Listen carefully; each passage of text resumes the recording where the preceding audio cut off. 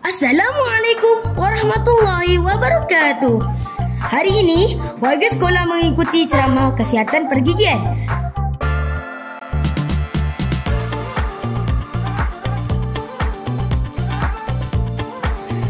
Ceramah ini bertujuan untuk memberi kesedaran kepada murid tentang penjagaan gigi dan kebersihan mulut.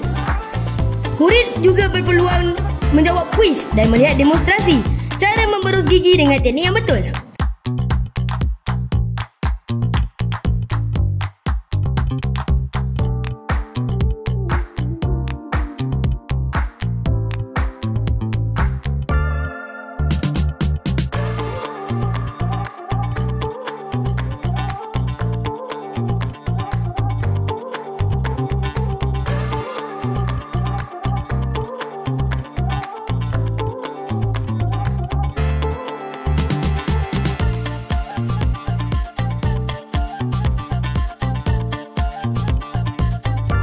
Saya, Muhammad Al-Fatih bin Izwan, melaporkan untuk TV PSS SK Bukit Senggih.